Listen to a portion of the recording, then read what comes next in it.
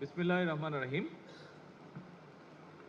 Sylhet city corporation আয়োজিত আজকের এই অনুষ্ঠানের সম্মানিত সভাপতি, অনুষ্ঠানে উপস্থিত মন্ত্রী পরিষদের সদস্যবৃন্দ, উপস্থিত সংসদ সদস্যবৃন্দ, উপস্থিত সিলেট সিটি কর্পোরেশনের বিভিন্ন সম্মানিত ব্যক্তিবর্গ, উপস্থিত কূটনৈতিক সদস্য,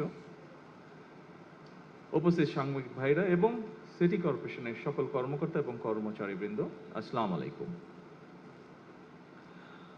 আজকের দিনটি বেশ সুন্দর দিন। বৃষ্টি হচ্ছে, কারোর জন্য সুবিধা, কারোর জন্য অসুবিধা।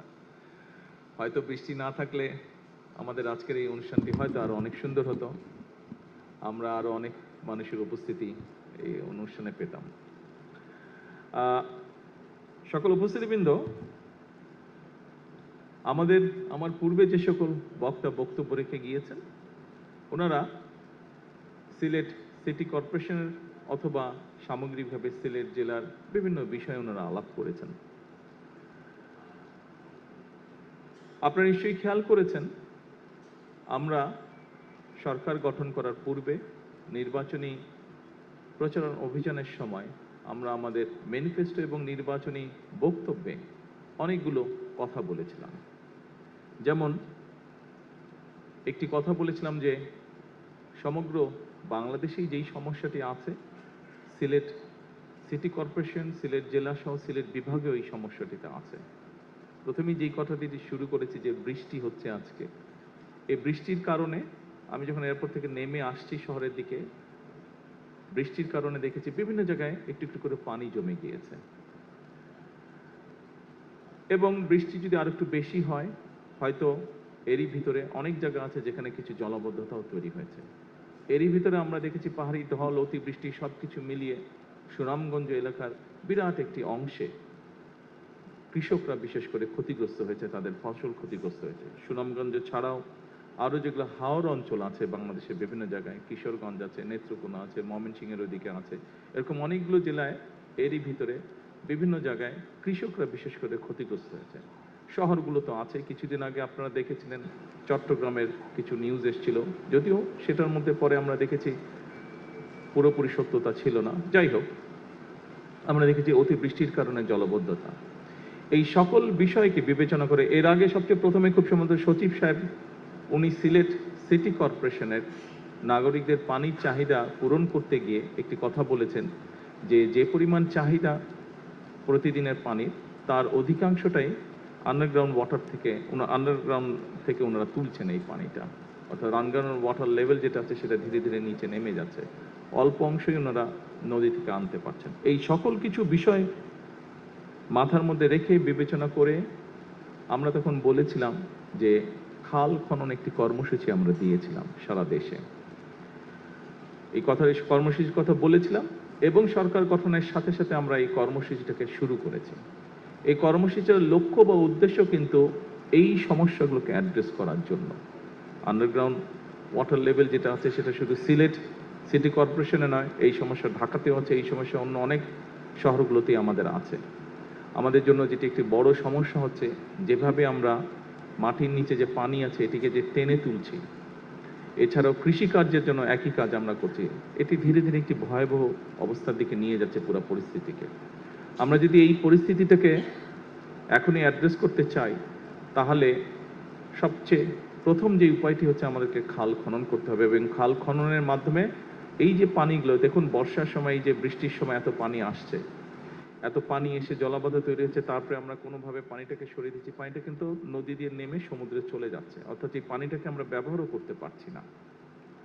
কাজে এই পানিটাকে যাতে আমরা ব্যবহার করতে পারি, জলাবদ্ধতাও যাতে না হয়, মানুষেরও কষ্ট না হয়, সেটি কৃষির সুবিধার জন্যই হোক, পানিটিকে মানুষের ব্যবহারের সুবিধার জন্যই হোক, আমরা খালগুলো খনন করতে চাচ্ছি দেশে, যাতে আমরা অতিরিক্ত যে পানি থাকবে সে পানিটাকে যাতে আমরা ধরে রাখতে পারি এবং প্রয়োজনের সময় আমরা সেটিকে মানুষের প্রয়োজনে আমরা ব্যবহার করতে পারি।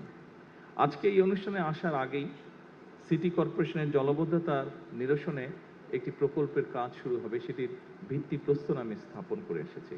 আমি ইঞ্জিনিয়ার সাহেবকে জিজ্ঞেস করেছিলাম যে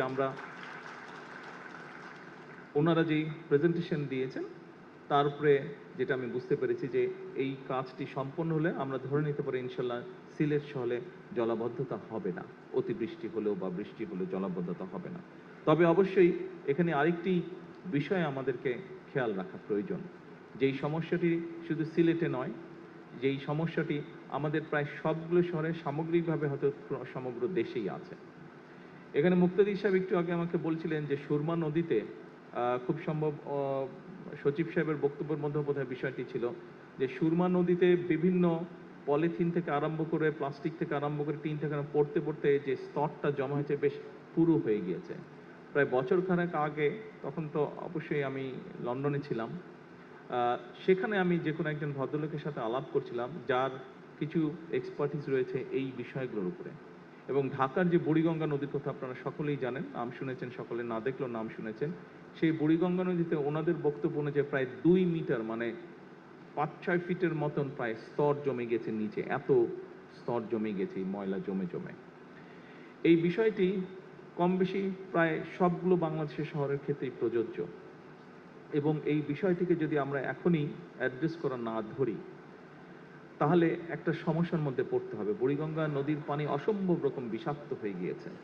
এইভাবে যদি সবগুলো নদী বিষাক্ত হতে থাকে তাহলে একটা অসম্ভব ভয়াবহ পরিস্থিতিকে আমরা সকালে ধাবিত হচ্ছি। কাজেই এই বিষয়ে আমাদের মানুষকে সচেতন করতে হবে। সিটি কর্পোরেশনকে আমি অনুরোধ করব, অবশ্যই আপনারা বিভিন্ন প্রকল্প গ্রহণ করবেন মানুষ যাতে সেবা পায়, কিন্তু একই সাথে পাশাপাশি যদি আপনারা মানুষকে অ্যাওয়্যার করার জন্য, সচেতন করার জন্য কতগুলো উদ্যোগ নেন, যেমন প্লাস্টিক, পলিথিন, কাগজ, যে কোনোই বর্জ্যদ্রব্য হোক না কেন, এই জিনিসগুলো যত্রতত্র যাতে আমরা না ফেলি। এইটি যদি আপনারা বিশেষ করে যতগুলো সিটি কর্পোরেশনের ভেতরে স্কুল আছে, ছোট ছোট বাচ্চা, বিশেষ করে প্রাইমারি স্কুল, হাই স্কুল, এই বাচ্চাদেরকে যদি এই জিনিসগুলো শেখানো ধরেন, কারণ হয় কি বড়রা শিখলেও কিছু শুনলেও সহজে শিখতে চায় না। একটা মানুষ 25, 30, 35, 40 বছর বয়সে তাকে যদি আপনি কিছু শেখাতে চান অনেক বেগ পেতে হয়, কিন্তু আপনি যদি একটা ছোট বাচ্চাকে যদি ভালো কিছু শেখান ওটা কিন্তু তার মাথায় ঢুকে যায়, এবং ছোট বাচ্চাকে যদি আপনি সেটা শিখিয়ে ফেলতে পারেন, সবচেয়ে বড় যেটা সুবিধা হয়, সে স্কুলে ভালো জিনিস যেটা শিখে আসবে সেটা সে যেমন ফলো করবে, সে তার বাবা মাকেও ওটা মানতে বাধ্য করবে। বাচ্চারা করে এটা। সেই জন্য আমি সিটি কর্পোরেশনকে অনুরোধ করব, এবং শুধু সিলেট সিটি কর্পোরেশন নয়, এই বিষয়টি আমি সকল সিটি কর্পোরেশনকে অনুরোধ করব, আপনারা যদি অন্তত আপনাদের এলাকায় সিটি কর্পোরেশনের ভেতরে যে সকল স্কুল আছে সেই স্কুলগুলোতে যদি আপনারা কোনো উদ্যোগ নিয়ে বাচ্চাদেরকে এই বিষয়গুলোতে সচেতন করতে পারেন, তাহলে আমরা ধীরে ধীরে এই কাজটি শুরু করতে পারবো, যে পরিবেশকে আমরা আস্তে আস্তে আস্তে ঠিক করে আনতে পারবো। কারণ আজকের শিশুরাই আগামী দিনের ভবিষ্যৎ। তারা দেশ এবং জাতির জন্য ভালো কোনো কিছু আজকে যেটা শিখবে, ডেফিনেটলি তারা যখন বড় হবে, তারা ইনশাল্লাহ যখন একটি অবস্থানে যাবে কেউ না কেউ, তারা সেটি দেশের জন্য, সমাজের জন্য, মানুষের জন্য সেটি তারা অ্যাপ্লাই করবে। সম্মানিত উপস্থিতিবৃন্দ, এটা গেল পরিবেশের কথা। আসুন স্বাভাবিকভাবেই এখানে আপনারা যারা বসবাস করেন, বিভিন্ন সময় আপনাদেরকে দেশের বিভিন্ন জায়গায় কাজের জন্য যেতে হয়।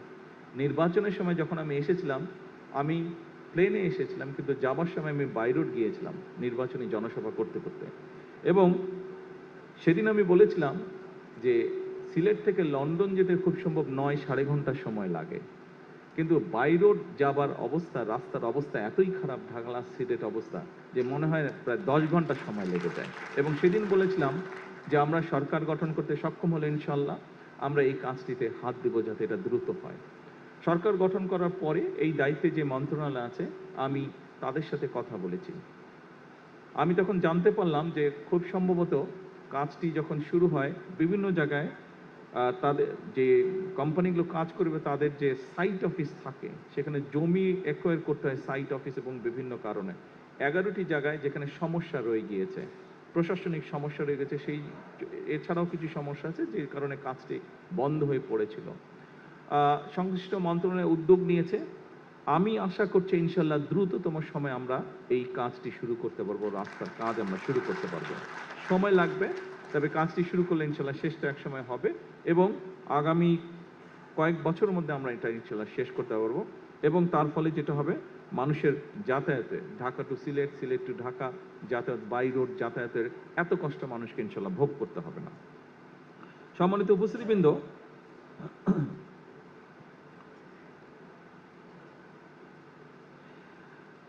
অবশ্যই শুধু রাস্তা আমাদেরকে বাড়ালেই যে সমস্যার সমাধান হবে তা না। একই সাথে আমরা যদি রেলওয়ে, যেখানে আমরা কম খরচে যাতায়াত করতে পারি, একই সাথে ব্যবসায়ীরাও তাদের ব্যবসায়িক মাল আনা নেওয়ার ক্ষেত্রেও কম খরচে আনতে পারেন, আমরা যদি রেলওয়েটাকে ডেভেলপ করতে পারি। আমাদের বর্তমান সরকার আমরা একটি উদ্যোগ গ্রহণ করছি যে সারা দেশে কিভাবে রেল যোগাযোগটাকে বৃদ্ধি করা যায়। রেল যোগাযোগটাকে বৃদ্ধি করলে স্বাভাবিকভাবে অধিকাংশ মানুষ এইটিতে যাতায়াত করবেন, এটিতে খরচ কম হবে, সেটি যাতায়াতের খরচ কম হবে, সেটি ব্যবসায়িক কারণে খরচ কম হবে। আমরা রাস্তা যতই বড় করতে থাকি ততই গাড়ি নামবে রাস্তায়, ট্রাফিক বাড়বেই। এবং আরেকটি বিষয় আমাদের মনে রাখা প্রয়োজন, জনসংখ্যার ভিত্তিতে আমরা পৃথিবীর খুব সম্ভবত 8ম স্থানে আছি, কিন্তু আমরা ল্যান্ড ওয়াইজ যদি চিন্তা করি আমাদের দেশটা হয়তো অত বড় না, অনেক দেশে থেকে ছোট। সেজন্য আরেকটি গুরুত্বপূর্ণ বিষয়, বাংলাদেশ হচ্ছে একটি কৃষি প্রধান দেশ। সেজন্য রাস্তা যদি নির্মাণ করি আমরা, একই সাথে কিন্তু আমাদের ফসলি জমিও নষ্ট হচ্ছে। সেজন্য সেই বিষয়টাকে আমাদের মাথায় রাখতে হবে। এত বিপুল সংখ্যক জনগোষ্ঠীর খাবার তো আমরা বিদেশ থেকে ইম্পোর্ট করা সম্ভব না, এবং আমরা আলহামদুলিল্লাহ মোটামুটিভাবে খাদ্য স্বয়ংসম্পূর্ণ, কাজে এইটিকেও আমাদের ধরে রাখতে হবে। সেজন্যই অবশ্যই রাস্তার উন্নয়ন, আমরা রাস্তার ক্ষেত্রে যোগাযোগ ব্যবস্থা উন্নয়ন করব, কিন্তু রেলটাকে আমরা ডেভেলপ করতে চাই। স্বাভাবিকভাবেই সিলেটের মানুষ নিশ্চয়ই উৎসাহী হবেন না, খুব ইন্টারেস্টেড হবেন না শুনতে যে ঢাকা রংপুর রেল ব্যবস্থা উন্নতি হচ্ছে। আপনারা নিশ্চয়ই ইন্টারেস্টেড হবেন যে ঢাকা সিলেট বা সিলেট ঢাকার রেল ব্যবস্থা উন্নতি হচ্ছে। আমরা চেষ্টা করছি এ ব্যাপারে, ইনশাল্লাহ এ ব্যাপারে আমরা চেষ্টা করছি যে ডবল লাইন কিভাবে করা যায়, ডাবল লাইনের মাধ্যমে এই সমস্যাটার সমাধান করা যায়, দ্রুততর করা যায় ঢাকা সিলেট বা সিলেট ঢাকা রেলওয়ে ব্যবস্থা। আসনের পরে আমি যখন নির্বাচনী সময় বিভিন্ন এলাকায় গিয়েছি দেশের, শুধু সিলেট নয়, সিলেট সহ বাংলাদেশের উত্তর অঞ্চল বলেন, দক্ষিণ অঞ্চল বলেন, যে এলাকায় গিয়েছি আমি, অনেক বিষয়ের মধ্যে একটি বিষয় এলাকার মানুষ আমার কাছে তুলে ধরেছে, এবং খুব স্বাভাবিকভাবেই আমরা বিষয়টি ভিন্নভাবেও জানি। সেটি হচ্ছে বাংলাদেশের মানুষের স্বাস্থ্য ব্যবস্থা বা চিকিৎসা ব্যবস্থা। দুঃখজনকভাবে হলেও সত্য যে শহরের মানুষ কিছুটা চিকিৎসা সুবিধা পেলেও গ্রামের অধিকাংশ জায়গায় এখনো আমরা ভালোভাবে স্বাস্থ্য সেবা পৌঁছে দিতে সক্ষম হইনি, এবং সেজন্যই আমরা বলেছিলাম যে আমরা একটি ব্যবস্থা গ্রহণ করতে চাই। এটি আমি সংক্ষেপে আপনাদের সামনে তুলে ধরছি, আমি এর আগেও কয়েকবার বলেছি। দেখুন, এখানে আপনারা যারা আছেন সিলেটের মানুষ, বিশেষ করে অনেকেরই, প্রায় বহু মানুষেরই লন্ডন সফর করার সুযোগ হয়েছে। যারা যারা লন্ডনে গেছেন আপনারা সকলেই জানেন NHS নামে একটি প্রকল্প আছে, বা NHS নামে একটি ওখানে সংগঠন আছে, যাদের দায়িত্ব হচ্ছে সেই দেশের সকল মানুষের, যারা সেই দেশের বৈধ নাগরিক, তাদের সকলের চিকিৎসা ব্যবস্থা তারা লুক আফটার করে, তারা দেখভাল করে। এবং ব্রিটেনের মতন দেশেও কিন্তু NHS নিয়ে এখন তারা বেশ প্রেসারে আছে। এটি একটি ব্যয়বহুল বিষয়। সেই দেশের আইন অনুযায়ী সেই দেশের নাগরিক বা বৈধভাবে যারা বসবাস করে তাদের যে কোনো ধরনের অসুস্থতা সুস্থ করার দায়িত্ব হচ্ছে সরকারের। সেই জন্য খুব স্বাভাবিকভাবেই যেহেতু এটি সরকারের দায়িত্ব, সরকারের উপরে একটি চাপ থাকে, অর্থনৈতিক একটি বিষয় থাকে এখানে বিষয়। আমরাও চাই আমরা আমাদের দেশের নাগরিকদেরকে সুস্থ রাখতে, তাদের কাছে স্বাস্থ্যসেবা পৌঁছে দিতে। কিন্তু যেটি এখন ইউরোপে প্রত্যেকটি দেশই দেখছে, যে দেশগুলো উন্নত তারা দেখছে যে স্বাস্থ্য সেবাটা, একজন মানুষ যখন অসুস্থ হয় তাকে চিকিৎসা দেওয়া, ডাক্তার, নার্স, হসপিটালের বেড, ওষুধপত্র সবকিছু বেশ ব্যয়বহুল। কাজেই আমরা যদি একটি পরিকল্পনা গ্রহণ করি যে আমরা যদি মানুষকে সচেতন করতে পারি, সচেতনতার মাধ্যমে আমরা যদি অসুস্থ মানুষের সংখ্যা কমিয়ে আনতে পারি, তাহলে যারা অসুস্থ হবেন তারা বেটার সার্ভিস পাবে যখন তারা ডাক্তারের কাছে যাবে, যখন তারা হসপিটালে যাবে। আমরাও এরকম একটি পরিকল্পনা গ্রহণ করছি, এবং এর অংশ হিসেবেই আমরা দেশে 1 লক্ষ স্বাস্থ্যকর্মী নিয়োগ করার পরিকল্পনা গ্রহণ করেছি। এই মানুষগুলো, এবং এই 1 লক্ষের মধ্যে 80% থাকবে নারী স্বাস্থ্যকর্মী। এই মানুষগুলোর দায়িত্ব হবে গ্রামে গ্রামে, ঘরে ঘরে যাওয়া। শহরেও তারা থাকবে, তবে আমরা জোর দিব গ্রামের মানুষের উপরে বেশি। তারা যাবে, তারা মানুষগুলোকে, বিশেষ করে পরিবারের নারী যারা আছেন, যারা সংসার দেখাশোনা করেন, দায়িত্ব যাদের, তাদেরকে গিয়ে তারা অ্যাওয়্যার করবে, সচেতন করবে যে কোন খাবারটি খেলে ডায়াবেটিস হবে না, কোন খাবারটি খেলে কার্ডিয়াক হবে না, বা লাইফস্টাইল কি হলে তার হার্টের সমস্যা হবে না, কোন খাবারটি খেলে কিডনির রোগ হবে বা কিডনির রোগ হবে না, এই বিষয়গুলি সম্পর্কে তাদেরকে সচেতন করবে, হাইজিন সম্পর্কে তাদের সচেতন করবে। অর্থাৎ আমরা চাচ্ছি যে ইনশাল্লাহ ধীরে ধীরে আমরা সামগ্রিকভাবে পুরো দেশে অসুস্থ যত বেশি সংখ্যক মানুষকে সুস্থ রাখা আমাদের লক্ষ্য। তার ফলে স্বাভাবিকভাবে যারা হসপিটালে আসবে পরবর্তীতে অসুস্থ হয়ে, তাদেরকে যাতে বেটার চিকিৎসা দেওয়া যায়। স্বাভাবিকভাবেই চিকিৎসা অসুস্থ মানুষের সংখ্যা যখন কম হবে, আপনার মেডিকেলের ক্ষেত্রে আমাদের জন্য সুবিধা হবে টেক কেয়ার করতে। সম্মানিত উপস্থিতিবৃন্দ, সিলেট মেডিকেল কলেজের অধীনে 250 শয্যার একটি হাসপাতাল, এই হাসপাতালটি আমরা চেষ্টা করছি দ্রুত যাতে চালু হতে পারে ইনশাল্লাহ। একই সাথে আমরা এরপরে এটাকে চেষ্টা করব এক্সপ্যান্ড করে 1200 শয্যার একটি হাসপাতালে নিতে আমরা ইনশাল্লাহ চেষ্টা করব, আমাদের পরিকল্পনার মধ্যে রয়েছে। আরেকটি বিষয় এখানে উঠে এসেছে আলোচনায়, বেশ কয়েকজন বক্তা আমার আগে উল্লেখ করেছেন যে একটি সমস্যা আছে এখানে, খুব সম্ভবত মুক্তাদি সাহেব বোধহয় ওনার বক্তব্যে বলেছেন যে সিলেটে সেই পরিমাণ ইন্ডাস্ট্রি বা কলকারখানা ব্যবসায়িক প্রতিষ্ঠান নেই। খুব স্বাভাবিকভাবেই অনেক মানুষ, তরুণ সমাজের অনেক সদস্য তারা বেকার থাকে। আমি এই কথাটি আপনাদেরকে আগেও বলেছিলাম, যাদের আমার বক্তব্য শোনার সুযোগ হয়েছিল নির্বাচনের পূর্বে, যে আমাদের অনেকগুলো পরিকল্পনা আছে। এর ভিতরে মুক্তাদি সাহেব এখানে আছে, উনি একটি কথা বললে পারতেন। সরকার গঠন করার বোধহয় সপ্তাহখানেকের মধ্যে আমি ওনাকে দেখেছি, যেহেতু শিল্প কলকারখানার আন্ডারে বাংলাদেশ এ অনেকগুলো বিভিন্ন জায়গায় অনেক কলকারখানা বন্ধ হয়ে পড়ে আছে। আমরা সিদ্ধান্ত গ্রহণ করেছি এই কলকারখানাগুলোকে যত দ্রুত সম্ভব কারণ বের করে যত দ্রুত সম্ভব, যদি দরকার হয় আমরা প্রাইভেটাইজ করবো সেগুলোকে, যারা এগুলো চালাতে আগ্রহী তাদের কাছে আমরা হ্যান্ড ওভার করবো। অর্থাৎ এই কলকারখানাগুলো আমরা দ্রুত, খুব সম্ভবত এই সপ্তাহে বোধহয় এই ব্যাপারে আপনার সাথে বসার কথা আমার বোধহয় 4 তারিখে, ওই যে অন্য সবাইকে নিয়ে 4 তারিখে এটার ওনারা রিপোর্ট দেবেন আমাকে যে কতটুকু আমরা অগ্রসর হলাম। কাজে আমাদের লক্ষ্যই ছিল, তখনই আমরা বলেছিলাম যে এই কাজটি আমরা শুরু করব, এবং এই কাজটি শুরু করতে পারলে একদিকে সারা দেশেই বহু কর্মসংস্থানের ব্যবস্থা হবে, এটি গেল একটি বিষয়। এবং একই সাথে আমরা চেষ্টা করছি দেশে এবং বিদেশে যারা বিনিয়োগকারী আছেন তাদেরকে উৎসাহিত করার জন্য, যাতে তারা বিভিন্ন ব্যবসা প্রতিষ্ঠান, মিল কারখানা অথবা সার্ভিস ইন্ডাস্ট্রি যেটাই হোক, তারা যাতে বিনিয়োগ করেন এবং বিভিন্ন সমস্যা আছে সেই সমস্যাগুলোতে তাদেরকে আমরা চেষ্টা করছি সহযোগিতা করতে, যাতে তারা বিনিয়োগ করেন, কর্মসংস্থানের সুযোগ হয়। সিলেটে একটি আইটি পার্ক করা হয়েছিল, আইটি পার্কটি সেভাবে সচল নেই। এই আইটি পার্কটি নিয়ে অলরেডি এর মধ্যে আমাদের আলোচনা হয়েছে, আমাদের যে মন্ত্রণালয় আছে তারা কাজ করছে। আমি কোয়াইট কনফিডেন্ট আই যে ইনশাল্লাহ দ্রুততম সময়ে আমরা এটা চালু করতে সক্ষম হব আইটি পার্কটি, যাতে করে আমাদের তরুণ সমাজের অনেক সদস্য আছে যারা ফ্রিল্যান্সিং এর কাজ করে, আইটির বিভিন্ন কাজ করে, ডাটা প্রসেসিং কাজ করে, তাদেরকে আমরা ওখানে সুযোগ তৈরি করে দেওয়ার চেষ্টা করব, যাতে করে সেই মানুষগুলো যারা কাজ করছে তারাও ওখানে কাজ করার সুযোগ পায়, যাতে তাদের ইনকাম বৃদ্ধি করার সুযোগ পায়। যারা কাজ করতে চাচ্ছে কিন্তু কাজ করতে পারছে না, এরকম যারা আছে তাদেরকে আমরা ওখানে সুযোগ করে দিব। আমরা আইটি সেক্টরে এই কাজটি এখানে করতে চাচ্ছি। এর বাইরে আমরা বলেছিলাম যে আমরা বিভিন্ন জায়গায় আমরা চেষ্টা করবো আমাদের যে ভোকেশনাল ইনস্টিটিউট আছে এগুলোকে আপডেট করতে, মডার্নাইজ করতে, ফলে বিভিন্ন মানুষ যারা আছে যাদের বিভিন্ন শিক্ষাগত যোগ্যতা অনুযায়ী এই মানুষগুলোকে আমরা ট্রেন করব, যাতে করে দেশের ভিতরে এবং দেশের বাইরে তারা কর্মসংস্থানের ব্যবস্থা করতে পারে। সম্মানিত উপস্থিতিবৃন্দ, সংক্ষেপে আজকে এতটুকুই আপনাদের সামনে বলবো।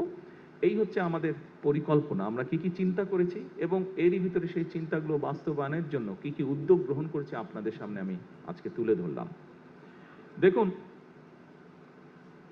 2.5 মাস বয়সে একটি শিশু কিন্তু হাঁটতে পারে না, শিশুটাকে হাঁটতে হলে আরো কিছুদিন অপেক্ষা করতে হয়। বর্তমান সরকারের বয়স 2.5 মাসের মতন। তবে আমরা এরই ভিতরে আমরা যে সকল কমিটমেন্ট দেশের মানুষের সামনে উপস্থাপন করেছিলাম, দেশের মানুষকে আমরা দিয়েছিলাম, সেই কমিটমেন্টগুলো বাস্তবায়নের কাজ আমরা শুরু করেছি। এখানে আজকে যারা উপস্থিতবৃন্দ আছেন আপনারা এরই ভিতরে দেখেছেন যে সারা দেশে আমরা ফ্যামিলি কার্ডের কথা বলেছিলাম নারীদের স্বাবলম্বী করার জন্য। আমরা কৃষক কার্ডের কথা বলেছিলাম, কৃষক ভাইদেরকে সহযোগিতা করার জন্য। আমরা বলেছিলাম যে আমরা দেশে আমাদের যে ভবিষ্যৎ প্রজন্ম আছে তাদের ভিতর থেকে আমরা ভালো যারা বিভিন্ন খেলাধুলায় বিভিন্ন মানুষের বিভিন্ন কোয়ালিটিস থাকে, গুণাগুণ থাকে, সেইগুলোকে আমরা বের করে আনতে চাই। এখানে যারা আমাদের বয়সী আছেন, কম বেশি অনেকেরই ধারণা আছে শহীদ রাষ্ট্রপতি জিয়াউর রহমানের সময় দেশের ছোট ছোট ছেলে মেয়ে যারা ছিল সেই সময় তাদের ভিতর থেকে ট্যালেন্টেড যারা ছিল তাদেরকে বের করে আনার জন্য নতুন কুড়ি নামক একটি অনুষ্ঠান চালু করা হয়েছিল। আপনাদের অনেকেরই সে ধারণা আছে যারা সেই সময় শহীদ জিয়াকে দেখেছেন। সেটারই একটি এক্সটেন্ডেড অংশ হিসাবে আমরা দেশের এই ছোট ছোট ছেলে মেয়েদের ভিতর থেকে ভবিষ্যতে ভালো খেলোয়াড় বের করে আনতে চাই এবং তারই অংশ হিসেবে নতুন করে স্পোর্টস, যেটি আমরা আজকে এই সিলেটের মাটি থেকে আনুষ্ঠানিকভাবে শুরু করব ইনশাআল্লাহ। আমি গতকাল জিজ্ঞেস করেছিলাম আমাদের যে স্পোর্টস মিনিস্টার আছে আমিনুল, তাকে আমি জিজ্ঞেস করলাম যে কত বাচ্চা এনরোল হয়েছে। আমাকে গতকাল সন্ধ্যায় ও যে রিপোর্ট দিল, হ্যাঁ গতকাল না সরি, এটা পরশুদিন সংসদে আমি জিজ্ঞেস করেছিলাম যে কত বাচ্চা এনরোল হয়েছে। গত পরশুদিন পর্যন্ত ও আমাকে যেটা জানিয়েছে সারা দেশে, এটি আজকে অনলাইনে এখানে উদ্বোধন করব, সারা দেশেই প্রায় সবগুলো জেলাতেই এটা উদ্বোধন হবে। সারা দেশে প্রায় 1,30,000 বাচ্চা গত পরশুদিন পর্যন্ত এনরোল করেছে। কাজেই উপস্থিতিবৃন্দ, আমরা এই 1,30,000 বাচ্চার ভিতর থেকে নিশ্চয়ই 7-8টি ওরা স্পোর্টস ঠিক করেছে। এর ভিতর থেকে নিশ্চয়ই আমরা এমন কিছু খেলোয়াড় বের করে নিয়ে আসতে পারবো যারা ভবিষ্যতে ইনশাল্লাহ দেশের জন্য স্বর্ণ পদক ছিনিয়ে নিয়ে আসবে আন্তর্জাতিক অঙ্গন থেকে। দেশের সুনাম তারা বৃদ্ধি করতে সক্ষম হবে আন্তর্জাতিক অঙ্গনে, দেশকে তারা তুলে ধরতে পারবে। ক্রিকেট যেরকম আজকে আমাদেরকে বিশ্ব দরবারে তুলে ধরেছে বাংলাদেশকে, বাংলাদেশের জন্য সম্মান নিয়ে এসছে, মেয়েদের ফুটবল টিম যেরকম কয়েকদিন আগে দেশের জন্য আন্তর্জাতিক সম্মান বয়ে নিয়ে এসছে, এভাবে আমাদের ছেলেমেয়েরা দেশের জন্য ভবিষ্যতে ইনশাল্লাহ সম্মান বয়ে নিয়ে আসতে পারবে। সকল উপস্থিতিবৃন্দ, আমরা আমাদের দলীয় অবস্থান থেকে একটি স্লোগান দিয়ে থাকি। স্লোগানটি হচ্ছে করব কাজ গড়ব দেশ, সবার আগে বাংলাদেশ। আমি ব্যক্তিগতভাবে দৃঢ়ভাবে বিশ্বাস করি যে পৃথিবীর বহু দেশকে আমরা দেখেছি, বহু দেশ নিয়ে মাঝে মাঝে যখন নিজেরা বসি গল্প করি, আহা ওই দেশটা তো এরকম ছিল, আজ তো কি সুন্দর হয়ে গেছে। আমি দৃঢ়ভাবে বিশ্বাস করি পরিশ্রম যদি আমরা করি তাহলে আমাদের দেশটিকে আমরা তাদের মতন করে গড়ে তুলতে পারবো। এবং এই আত্মবিশ্বাস নিয়ে এই সরকার যাত্রা শুরু করেছে, তার কার্য পরিচালনা শুরু করেছে। এবং এই আত্মবিশ্বাস আমি মনে করি আজ আমরা যাত্রা শুরু করছি, এই কাজগুলোকে দেশ এবং দেশের মানুষের জন্য যে কাজগুলো আমরা শুরু করেছি, আমাদের ভবিষ্যৎ প্রজন্ম সেই কাজগুলোকে ইনশাল্লাহ এগিয়ে নিয়ে যেতে পারবে এবং আমরা আমাদের একটি প্রত্যাশিত বাংলাদেশ গঠন করতে সক্ষম হব ইনশাল্লাহ একদিন। সম্মানিত সকল উপস্থিতিবৃন্দ, কষ্ট করে আজকের এই প্রতিকূল আবহাওয়ার মধ্যে এইখানে উপস্থিত হওয়ার জন্য, আমার কথা শোনার জন্য আপনাদেরকে আন্তরিকভাবে ধন্যবাদ জানাচ্ছি। আসসালামু আলাইকুম।